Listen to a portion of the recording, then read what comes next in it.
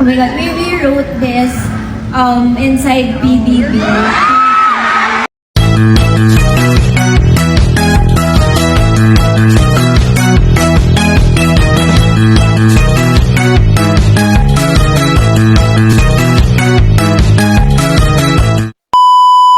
Dustin.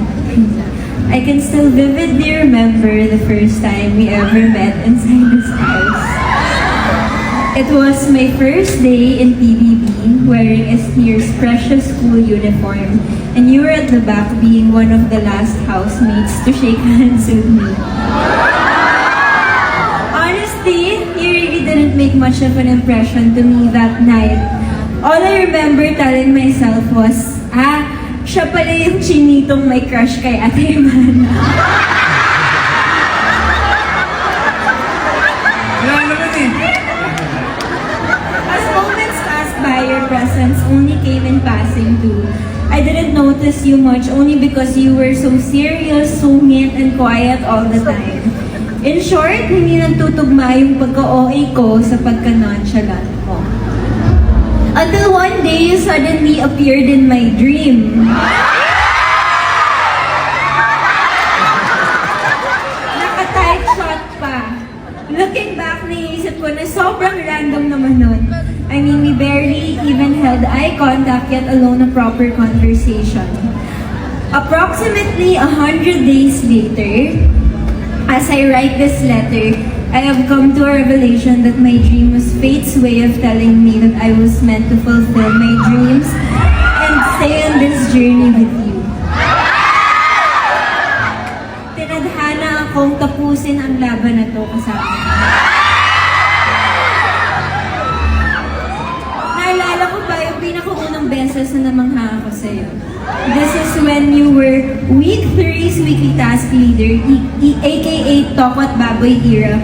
And wag naman sana lala ko yung ulo mo, but you being able to command the room with your leadership skills was what really kept me in awe.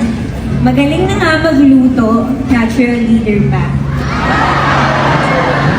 As moments passed, another circumstance which made me understand as to why you were chosen by Kuya was when you were left in the secret room alone. You were last to leave and yet pinili mo pa rin sabihin na that's okay because you would have wanted to put everyone else before you.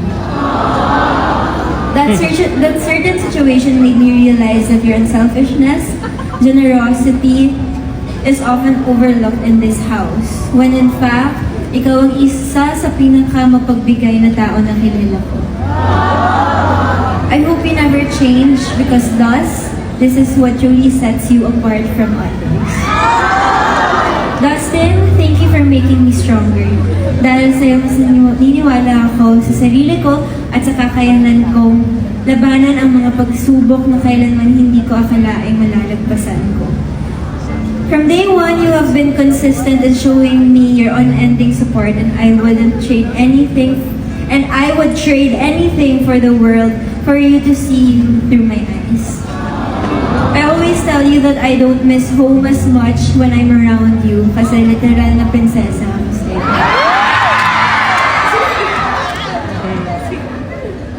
Alagang-alaga at iniintindi mo alagang-alaga at iniintindi sa bawat segundo ng bawat oras. Okay, tama na, cheesy na talaga. I want you to know that I'm always proud of you. Kahit na magbagong ikot ang mundo, kahit na talikuran ka nilang lahat, o kahit na makailang away pa tayo, hindi ako magsasawang piliin ka araw-araw. As your duo. As your duo. No matter what, always and forever. Love